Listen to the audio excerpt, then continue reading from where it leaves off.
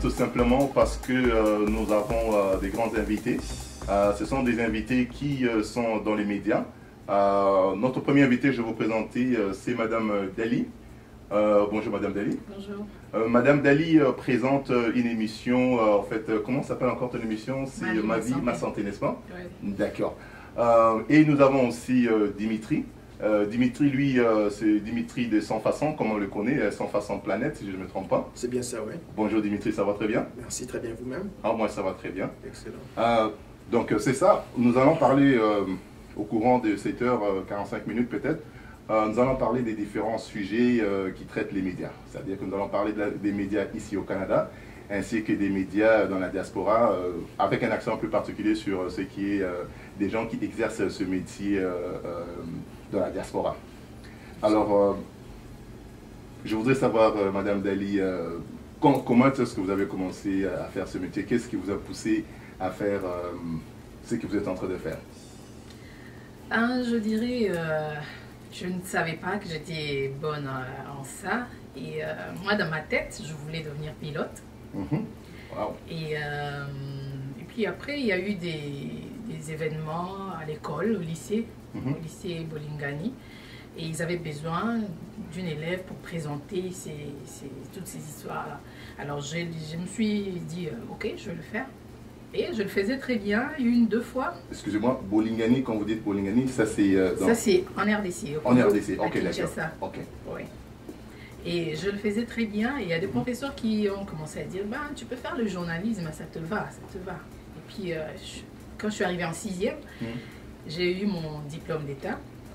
Et mon père m'a demandé, qu'est-ce que tu veux devenir dans la vie? Parce qu'il m'a dit, pour aller à l'université, il faut d'abord savoir ce que tu veux devenir dans la vie. Je te dirai où aller et quoi faire. Je lui ai dit, bon, je vais faire le journalisme. Il m'a dit, ok, il n'y a pas de problème, tu vas à l'IFASIC. C'est ainsi que je suis allée à l'IFASIC. Et déjà en premier graduat. L'IFASIC. Moi, j'aime bien comprendre les... Oui, c'est l'Institut facultaire de l'information et de la communication. D'accord. Ouais. Et déjà en premier graduat, on m'avait pris comme présentatrice d'une émission juste pour les enfants. C'était sponsorisé par UNICEF. Ouais. C'était l'école des juniors sages que je présentais. Alors je recevais des musiciens, des médecins. Wow.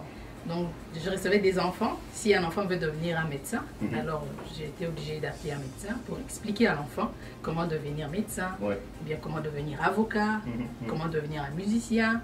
Donc c'était juste autour de ça, les enfants et leur profession. Leur profession en fait, c'est ce qu'ils veulent faire. C'était ça. Ouais. Et puis j'ai présenté cette émission pendant une année. Et en deuxième graduat, il y avait des médecins qui avaient une idée d'une émission. Je te parlais de la santé.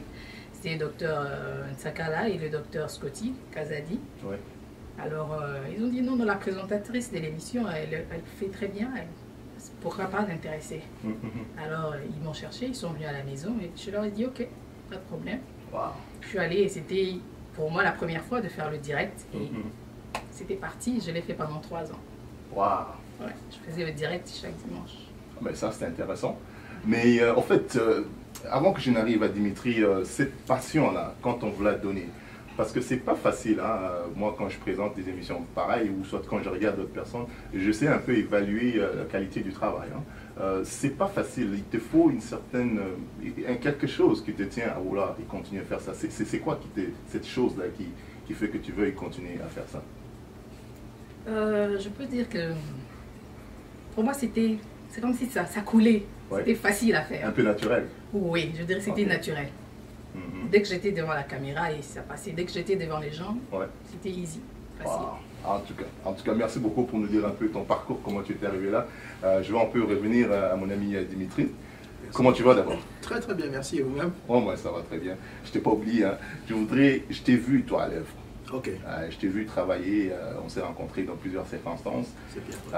Je t'ai vu manier les appareils, les gros appareils et tout ça. Ta passion là d'être journaliste ou encore mettons d'être dans le média, dans le métier de média, comment est-ce que ça t'est venu? Alors que tu peux nous dire? Pour moi c'était vraiment, comment dirais-je, un concours de circonstances. Ce qui s'est passé c'est que J'ai commencé avec ma compagnie qui est dans la mode, c'est la compagnie Sans Façon, qui aujourd'hui s'appelle Sans Façon Boutique. Oui. Et en marge de cette compagnie, j'ai voulu créer alors un blog qui serait simplement un forum pour permettre à nos amis, à nos clients de pouvoir rester en contact avec la maison Sans Façon Boutique. En créant ce blog, ce qui s'est passé, c'est qu'il y a eu un engouement, une passion pour ce qu'on délivrait chaque semaine, chaque mois, qui nous a alors poussé à chercher à voir plus loin que relayer l'information de Sans Façon. Alors on a voulu essayer d'étendre les activités à tout ce qui s'est passé dans la communauté et aussi au niveau du monde. Alors c'est là qu'on a pensé à créer Sans Façon Planète, mais Sans Façon Planète pour les informations par rapport à ce qui se passe dans le monde. Alors en faisant cela, je me suis rendu compte que, comme ma soeur ici, Dali, il y avait un certain engouement qui était devenu naturel pour moi de me retrouver devant la caméra, de poser les questions aux gens, de faire les interviews et d'être comme ça plongé dans ce monde extraordinaire des médias. Et c'est comme ça que c'est arrivé et c'est comme ça que ça continue. Et la passion en fait était là. Et puis autre chose, c'est que en 2009, je suis rentré à Kinshasa, en RDC, visiter mon père que je n'avais pas vu en 16 ans. Et je suis parti avec une caméra. La caméra, l'idée c'était de le filmer lui et ramener les images pour ma famille. Alors quand on faisait les interviews, après 2 ou 3 heures, il s'est tellement ouvert à moi, il m'a dit mais c'est pas possible, toi, tu es un véritable journaliste. Tu me poses des questions avec une telle aisance et puis tu me fais parler. Et c'était comme une espèce de blessing, de bénédiction de mon père. Il dit ben voilà, je crois que c'est la voie qu'il faut suivre. Donc je suis rentré ici, j'ai continué dans la mode et aussi dans les médias et puis voilà, c'est comme ça. Ah mais ça c'est très intéressant Dimitri, mais à t'entendre parler, c'est comme si tu rendais ce métier un peu facile. Hein?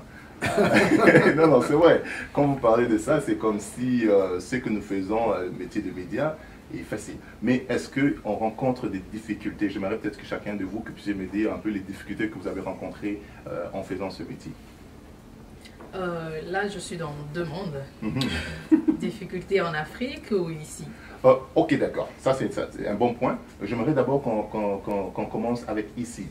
C'est-à-dire faire quand tu le fais, ton métier ici. Quelles sont les difficultés que tu rencontres? Et peut-être j'aimerais que tu abordes le volet à l'extérieur. Peut-être que je voudrais que tu gardes ce volet-là pour plus tard, parce que dans notre émission, on va continuer. Mais pour ici au Canada, par exemple, quelles sont les difficultés que tu rencontres en faisant ce métier ici? Ben, ici, vous voyez, avec le climat, c'est pas facile de rencontrer des gens, déjà avec ça. Et puis ici, on a besoin vraiment de soutien matériel, parce que ça coûte cher. Parce qu'on a on a cette facilité d'avoir la nouvelle technologie. Donc, il y a la nouvelle technologie, mais il y a des moyens qui manquent. C'est vrai. Donc, ce sont plus les moyens. Et puis, il faut savoir aussi où mettre ces images. Ou les mettre à disposition de quel public aussi. Ça, c'est vrai. Donc, il faut tout savoir. Je dirais plus les challenges, c'est plus au niveau des matériels et des financements aussi. Parce que tout ça, c'est de l'argent. Oui, c'est vrai, parce que je pense que la plupart du temps, les gens pensent que ce que nous produisons, c'est quasiment gratuit, il nous est donné, mais je sais que les gens... Ça coûte cher, il faut la lumière, il faut une très bonne lumière, il y a le problème des sons, il y a les images, donc vous avez 3 problèmes, l'éclairage, le son et les images. Et chacun devient avec un coût. Nous allons aborder cet élément-là encore plus tard dans notre émission. Mais toi, Dimitri, dis-moi un peu, toi, tu as l'air de dire que ça a l'air facile à t'entendre parler. Quelles sont les difficultés? Est-ce que tu en rencontres des difficultés d'ailleurs? Difficultés, oui, ça existe. Ça existe comme dans tout autre métier. Je crois que ma soeur ici a touché quelques points sur lesquels j'aimerais un peu m'étendre. Par exemple, le point des coûts. C'est facile parce que la passion est là. La passion fait que même s'il y a un problème, même s'il y a des obstacles, on continue malgré les obstacles. Mais ce qu'on rencontre dans la vie de tous les jours dans ce métier, c'est la question des financements évidemment. Parce que nous avons l'impression qu'en fin de compte, ce métier qu'on exerce ici au niveau du Canada, au niveau de la diaspora, devient en fait un métier où nous travaillons comme des amateurs professionnels. Dans le sens où tout ce que nous faisons, tout ce que nous produisons est produit à partir de nos propres moyens, à partir de nos propres poches, à partir de nos propres budgets.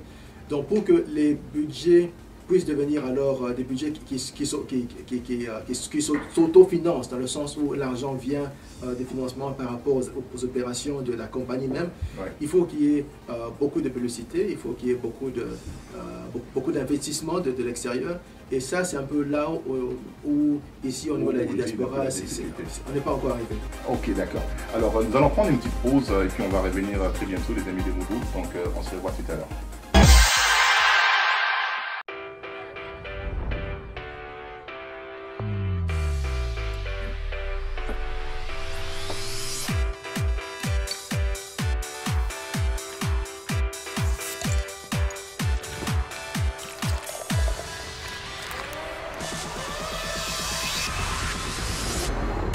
Voici la Bud Light Lime Mojito. Une bière légère de qualité supérieure avec une touche subtile de lime et de menthe. La nouvelle Bud Light Lime Mojito. T'embarques?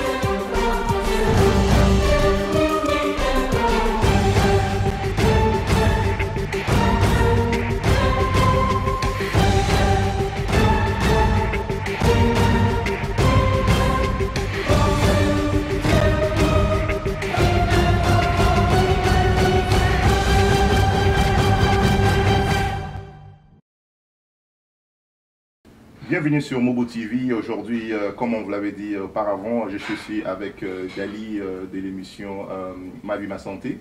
Je suis aussi avec Dimitri. Dimitri de Sans Façon Planète. Nous étions en train de parler avant la pause, nous parlions en fait, du sujet de financement. Alors vous étiez en train de dire que la difficulté que nous rencontrons souvent au niveau des médias, c'est le financement, n'est-ce pas? Oui, c'est le financement des opérations, dans le sens où pour pouvoir survivre dans les médias comme ici au niveau du Canada, tout média est indépendant selon le niveau des espaces publicitaires qu'ils arrivent à vendre. Ouais. Que ce soit dans les journaux, au niveau des télévisions, au niveau de l'Internet, partout, tout média qui existe au Canada, ils ont besoin de financement au niveau des espaces publicitaires. Tant qu'on ne les vend pas, on a du mal à rester indépendant, on a du mal à rester en business. Alors nous, au niveau de la diaspora, nous qui faisons des médias au niveau de la diaspora, l'une des plus grandes difficultés que nous rencontrons, c'est cette difficulté-là à pouvoir attirer des gros investissements, pas des petits espaces publicitaires qu'on achète à 200, 300, 400 $, mais des gros investissements qui permettront que nous puissions alors rester alors de manière permanente, donc 6 à 12 mois, en train de pouvoir financer nos opérations, de l'opération elle-même, sans passer par nos propres poches. Ok. Est-ce que, bon, moi j'aimerais savoir, le fait de passer par nos propres poches, n'est-ce pas que je sais qu'il y a le côté qui devient un peu serré parce que habituellement ceux qui avons des médias comme nous faisons comme ça, on puise souvent dans nos propres poches en fait. Mais est-ce que tu ne penses pas que nous aurons aussi cette autonomie là en faisant cela, en étant plutôt self-finance un peu? Est-ce que tu ne penses pas que est-ce que nécessairement nous devons recourir à ces gens-là pour avoir un succès potentiel? Je pense que c'est quand même indispensable. Je comprends l'aspect qu'il y a de rester indépendant dans le sens où on s'autofinance soi-même et donc on reste indépendant, donc on contrôle ce qu'on peut diffuser, on contrôle quand on peut diffuser l'information, donc on est libre de faire passer ce qu'on veut passer. Cependant, à la fin de la journée, pour pouvoir rester constant, parce que je sais que, le grand monsieur qui fait l'interview aujourd'hui, c'est aussi un comptable, donc il s'y connaît en matière de chiffres. Mais il faut qu'à un moment donné, pour balancer les chiffres, il faut aussi qu'il y ait des rentrées qui viennent d'ailleurs. Autrement, il y a un déficit qui se crée quelque part, qu'il faudra à un moment donné renflouer. Et ça, c'est un peu l'une des choses pour lesquelles, moi, personnellement, je me bats carrément tout le temps parce qu'on me dit que je puise un peu trop dans les poches. Les autres opérations comme Sans Façon Boutique, comme les poches personnelles, Sans Façon Planète devrait aussi pouvoir générer ses propres revenus. Ok, d'accord. Je pense que ma soeur aussi pourrait aussi dire quelque chose par rapport à ça. J'ai les mêmes difficultés que vous rencontrez aussi? Je pense, je peux compléter sa réponse. Je pense que nous avons besoin des sponsors. On ne pourra pas toujours faire avancer ce métier sans sponsor. Parce qu'il ne faut pas avoir peur. Oui. La façon de traiter une information ne me pénalise pas si j'ai un sponsor. Okay. Le sponsor, il est là juste pour que je puisse faire la promotion. Il veut faire la promotion de son produit ou de son entreprise. Ouais. Mais moi, par exemple, je présente ma vie, ma santé. Son façon veut faire connaître son produit. Ouais. Ça ne va pas me pénaliser. Ça ne va pas déranger mon travail. Moi, je fais mon travail comme il faut. Je lui donne quelques minutes. Ouais. Il fait passer son produit. Et il me paye pour ça. Parce qu'il a confiance en moi. Il sait que mon émission, quand elle passe, il y a beaucoup de gens qui suivent ça. Okay. Donc, nous avons besoin des sponsors pour faire tourner la machine. On ne peut pas à tout moment faire sortir de l'argent. Ça va pas marcher. Ouais, tu as raison. Ouais, c'est vrai qu'à chaque fois... Sinon, nous allons fermer. Et... Ben, écoute, tu dis sinon on va fermer parce qu'il y a beaucoup qui ont commencé avec vous, avec nous. Et c'est ça qu'on est en train de voir par faute de moyens. Mais aussi, je pense aussi, c'est par le support qu'on obtient dans la communauté aussi. Hein. Si ce que nous sommes en train de faire n'est pas soit apprécié par la communauté, évidemment c'est la communauté qui est le consommateur de certains de nos produits en fait. Donc je pense aussi que nous avons aussi un devoir, n'est-ce pas, de pouvoir produire aussi un travail d'une certaine qualité, n'est-ce pas? Ça c'est bien vrai. Je pense que si la responsabilité est, comme tu le dis, enfin on peut se tutoyer comme j'espère. Bien sûr, non, on se connaît. Ouais, la responsabilité est à deux niveaux. D'abord au niveau, nous des médias, mais aussi au niveau, enfin, au niveau des consommateurs, mais aussi au niveau des médias. On doit, c'est vrai, produire des travaux de qualité, s'assurer que tout ce qu'on met sur le marché, c'est quelque chose de qualité, quelque chose que les gens peuvent apprécier. Et lorsqu'ils passent de temps à regarder l'émission, qu'ils se disent qu'à la fin de la journée, j'ai regardé une belle émission qui était bien présentée. J'ai appris quelque chose. Voilà. Parce que l'une des choses qu'on doit quand même essayer d'épingler, c'est aussi le fait que parmi les médias au niveau de la diaspora, il y a beaucoup de gens qui se sont... Enfin, du moins, je n'ai pas été à l'école pour être un journaliste. Elle l'a fait, moi je n'ai pas été à l'école. Je me suis enfin improvisé. Cependant, la responsabilité demeure sur ma tête que lorsque je prends un micro et je prends une caméra, que je sais que je produis sur quelque chose de qualité. Il ne faut pas que je m'improvise comme étant journaliste ou média. Et lorsque je produis une vidéo, à la fin de la journée, c'est comme une espèce de, comme on dit en anglais, garbage. Les gens se disent, mais pourquoi il nous fait perdre notre temps? Il nous fait perdre l'espace qu'on a sur Internet et ce n'est pas bon, quoi. Mais tu vois, ce que tu dis est intéressant parce que il y a des gens qui vont se dire, qui vont se poser effectivement cette question, qui vont se dire, pourquoi est-ce que je suis en train de passer mon temps à suivre cette médiocrité? Mais par contre, il y aura d'autres personnes qui, par faute de mieux, ils vont accepter ce produit-là. Souvent, c'est ça que moi je constate. Et les gens n'ont pas tendance à dire non, moi je veux un produit de qualité. Des fois aussi, il y a aussi le public qui n'est pas très exigeant. Et c'est pour ça que nous voyons la multiplication de plusieurs chaînes, de plusieurs personnes qui font des choses. Parce qu'aujourd'hui, qu'est-ce qu'on voit? C'est que quelqu'un a une caméra, il faut qu'il aille filmer son voisin, il faut qu'il aille filmer sa sœur. Et puis paf, on balance ça, hein, parce que c'est gratuit de faire des choses avec les nouvelles technologies. Mais moi, ce que je voulais vous poser comme question, c'est que est-ce que vous pensez qu'avec la nouvelle technologie ou les nouvelles technologies qui sont aujourd'hui offertes à la communauté, est-ce que vous pensez que cela a profité à la communauté congolaise? Je parle de Twitter, je parle de Facebook, je parle de toutes ces choses-là. Est-ce que vous pensez que ces médiums-là ont servi à notre communauté? Je commencerai par vous. D'abord, j'aimerais commenter ce que vous venez de dire. Je crois que si vous aimez ce métier, alors allez au moins prendre une formation. Oui, au lieu de nous présenter quelque chose avec médiocrité, au moins par respect pour ce métier. Au moins connaître l'éthique et la déontologie. Vous voyez, c'est ça le problème, parce que les gens aiment bien la médiocrité, mais moi, quand je vise, je sais que je vise un public intellectuel. Je ne peux pas viser tout le monde, c'est impossible. Je ne peux pas plaire à tout le monde. Donc quand vous présentez une émission, ou quand vous concevez une émission, donc vous devez avoir déjà un public que vous allez viser. Si votre public, c'est seulement, par exemple, les techniciens, alors restez concentrés là. Sur ce que vous savez. Si votre public, ce sont les intellectuels, les gens qui aiment raisonner, restez là. Parce que vous ne pouvez pas plaire à tout le monde. Ça, c'est impossible. Alors, il faut avoir un public. Il faut savoir qui vous voulez viser. Votre message s'adresse à qui exactement? C'est ainsi que je me dis, comme je viens de le dire là, si vous aimez vraiment bien le faire, prenez même une formation, allez faire une formation même de 3 mois. 6 mois, nous sommes au Canada, donc il n'y a pas de truc à faire pendant 3 ans, 2 ans, 4 ans. Donc 3 mois, 6 mois, ça va vraiment vous aider à bien présenter votre émission, bien présenter ce que vous voulez faire. Ouais. Et puis moi, je rajouterais même, avant que tu ne sautes là-dessus, je rajouterais même même une petite formation sur YouTube. Aujourd'hui, sur YouTube, il y a quasiment tout. Hein. Oui. Ils vous donnent certaines techniques pour moi présenter votre émission pour une certaine qualité minimale. Oui. Il y a des choses, il y a quand même des outils qui sont à notre disposition. Dimitri, vous voulez ajouter quelque chose? C'est à la portée de tout le monde. Oui. Oui, c'est vrai. Bon, il y a non seulement l'investissement en termes de formation intellectuelle, il y a aussi l'investissement en termes d'investissement dans l'équipement, Oui. dans la logistique. Parce que je vois ici, par exemple, que lorsque nous sommes reçus ici sur le plateau de Mobo TV, je vois que c'est une entreprise qui a pris le temps de pouvoir chercher ce qu'il y avait comme ressources, comme technologie, et qui a investi dans la technologie. Et ça c'est encourageant. Oui. Parce qu'il y a aussi beaucoup de gens qui s'approuvent dans ce métier, Oui. mais qui ne prennent pas le temps d'investir dans l'équipement. Donc, ceux qui prennent comme équipement pour produire l'émission, c'est un équipement tellement standard, tellement générique, que lorsque l'émission est produite, c'est d'abord le fond qui n'est pas bon, et c'est aussi la forme qui n'est pas bonne. Et ce qui fait qu'on se dit, mais pourquoi est-ce qu'il y a cette médiocrité qui s'installe parmi nous? Ça, c'est un fait. Et donc, je salue au passage le message que lance ma soeur, qui me demande tous d'aller passer 3 ou 6 mois, peut-être 1 mois sur le banc d'école. Je ne manquerai pas de le faire.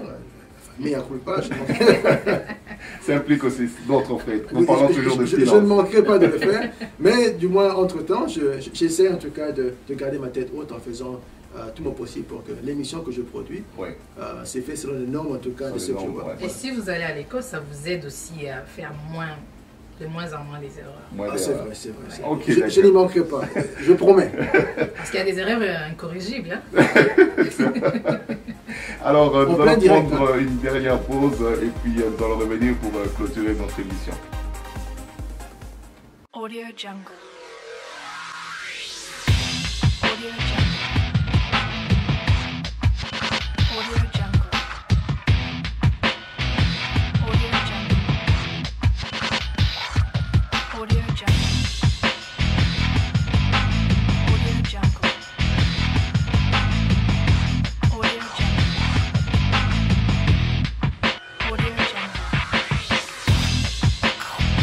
Jungle.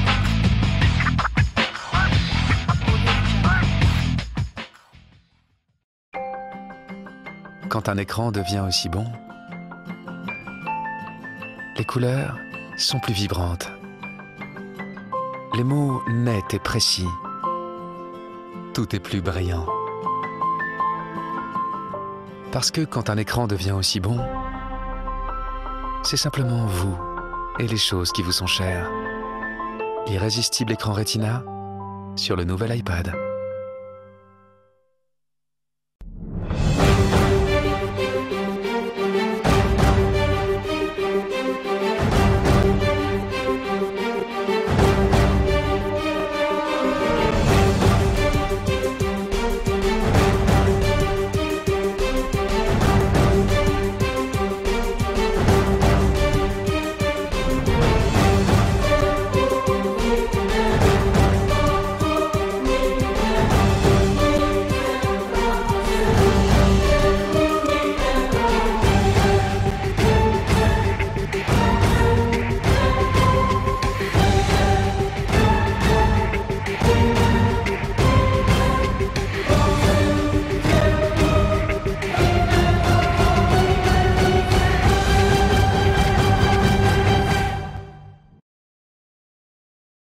Bienvenue sur le plateau de Mobo TV. Nous sommes dans cette émission où nous parlons des médias. Je suis ici avec Madame Dali de Ma Vie Ma Santé, ainsi que Dimitri qui est de Sans Façon Planète. C'est bien ça, oui. Exactement. Alors, nous abordions tout à l'heure le sujet de Twitter et de Facebook. Ces médiums, est-ce qu'elles ont été très bénéfiques pour la communauté congolaise? Ben, je dirais oui, hein, bénéfique pour tout le monde, particulièrement aux Congolais.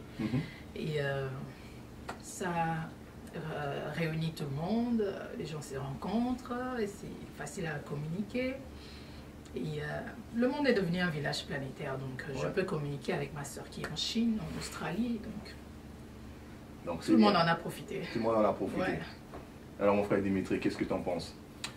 Je pense que oui, je dirais un grand oui avec un O-U-I en majuscule. Oui. particulièrement pour la communauté congolaise. Un exemple très simple, c'est ce qui s'est passé pendant les élections en RDC en novembre 2011. Oui. Après les élections au mois de décembre, il y a eu quelque chose qui s'est passé au niveau de la RDC. Il y a eu pendant quelques temps une interruption de services au niveau de Kinshasa où l'accès à certains services comme les services SMS, les services sur les téléphones portables à Kinshasa étaient complètement coupés. Alors ce qui a permis que d'autres personnes puissent avoir accès à l'information, c'était les technologies ou les médias comme Facebook et Twitter, qui a permis à ce que nous, qui étions au courant de certaines choses qui se passaient là-bas, qu'on puisse relayer l'information sur le net. Et ça, c'était un apport extraordinaire pour lequel j'étais vraiment reconnaissant. Et puis aussi pour nous, au niveau du Canada, c'est BlackBerry. Ouais. Donc ceux qui ont accès au niveau de Kinshasa de BlackBerry, au niveau de la RDC de BlackBerry, ils ont pu utiliser le BBM pendant ces crises-là. Ce qui fait que l'information, même quand elle était coupée au niveau de SMS, on sait l'information. Voilà. Donc ça, c'est des technologies, en tout cas, ça nous a permis de rester en contact et de faire passer l'information qui autrefois n'aurait pas été possible. Parce que je me rappelle encore, dans les années 80 à Kinshasa, quand Mobutu était encore au pouvoir, je me rappelle que quand le pouvoir apprenait qu'il y avait un numéro qui paraissait, qui était contre le pouvoir, quand ça arrivait à Njili, c'était bloqué. C'était bloqué. Du coup, personne n'avait accès à l'information. Oui, ça c'est vrai. En tout cas, moi, c'est vrai que la nouvelle technologie nous a aidés. Bon, elle nous a aidés, mais évidemment, il y a toujours des dérapages aussi. Hein, il faut qu'on les souligne quand même. Il y a des gens qui, à tort et à travers, utilisent ces fameux médiums. Mais bon, on ne va pas s'attarder sur les négatifs. Je voudrais un peu, parce que nous sommes en train de parler des médias, aujourd'hui, nous voyons plusieurs personnes. D'ailleurs, pour moi, j'ai voulu avoir cette émission tout simplement parce qu'on a perdu, comment il s'appelle, le journaliste de l'ancien radio Télé Congo, Télé Zaïre à l'époque, Kayumbi Beya. Voilà. Et je suis allé lire une petite définition sur Wikipédia.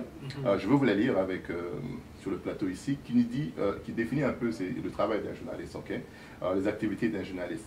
Ils disent: le travail d'un journaliste consiste principalement à recueillir des informations sur un événement de l'actualité ou sur un sujet particulier, en consultant les dépêches des agences de presse, en interrogeant des spécialistes ou des témoins et en s'appuyant sur différentes sources. Et puis ça continue, et à écrire des articles ou à publier des reportages, c'est-à-dire entre autres écrits, audio, photo, vidéo, dans un journal ou un magazine, dans une station de radio, de télévision, sur Internet ou dans d'autres médias de masse.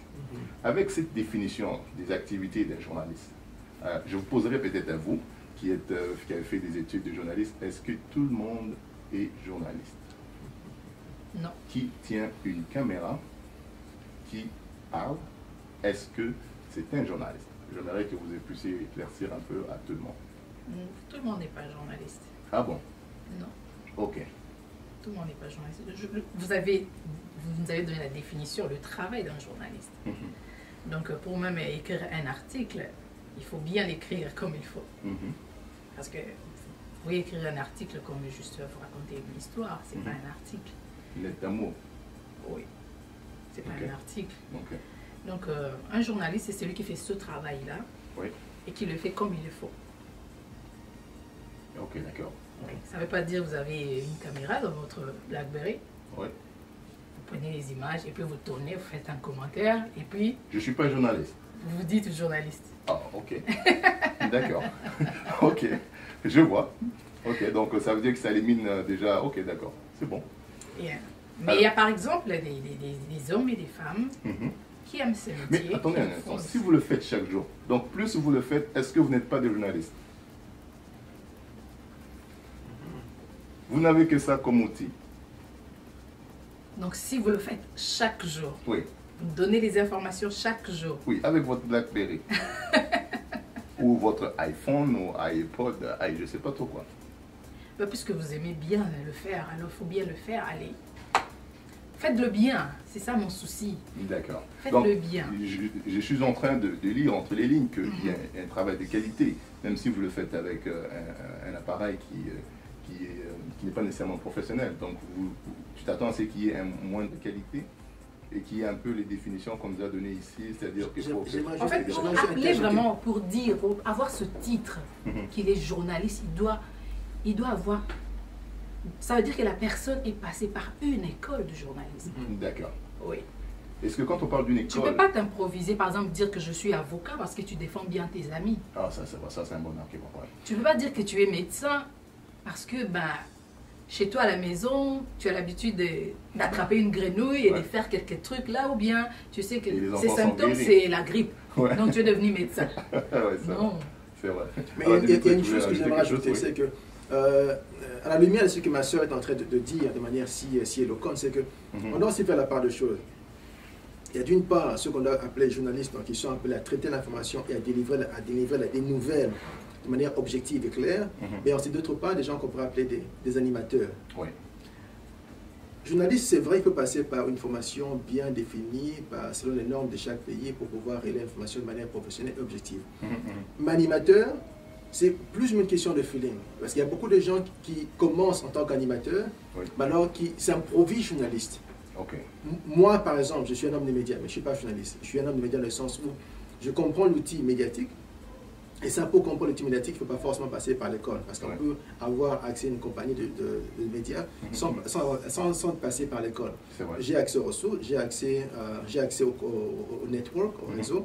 Et donc, je fais passer l'information et je trouve un groupe de gens qui peuvent travailler avec moi, qui sont formés en tant que journalistes. Donc moi, je suis un homme des médias. Alors, je reconnais aussi d'une part que sur le marché, il y a deux catégories de gens qu'il faut voir. Il y a d'une part les journalistes comme Dali ici à côté de moi, et puis il y a d'autre part d'autres gens dans la communauté qui sont animateurs parce qu'ils ont comme ça en eux cette passion pour les médias, cette passion pour les micros, cette passion pour la caméra. Et au fil du temps, c'est vrai qu'ils peuvent s'améliorer, mais je pense que par respect pour le travail qu'ils font, et ce serait quand même bon aussi pour eux, comme vous le faites ici au niveau de mon groupe, d'investir parce que je vois si vous avez investi dans votre matériel, le peu qu'ils pourraient faire, c'est aussi d'investir dans leur propre formation, dans leur propre développement et prendre des cours. Demander conseil alors. Voilà. Ok. Voilà. Ok, non, c'est bon. Il y a une chose qui me frappe souvent, c'est que généralement, je dis souvent généralement, c'est que l'Africain a tendance, c'est un peu, c'est-à-dire que pour qu'une information soit véridique, il faut qu'elle soit dite dans une chaîne internationale. C'est-à-dire que je pourrais avoir une bonne information, moi Mukindi, je vous l'annonce, vous ne voudrez pas me croire, mais il faudrait que ça soit une chaîne internationale, il faudrait que ça vienne d'une chaîne internationale. Que pensez-vous, je voudrais juste avoir votre avis par rapport à ce genre de comportement, qu'est-ce qui manque dans la compréhension des individus, pourquoi on a foi aux autres, pourquoi est-ce qu'on n'a pas foi en ce que nous faisons? On n'a pas confiance en nous-mêmes encore. Moi je dirais c'est partout.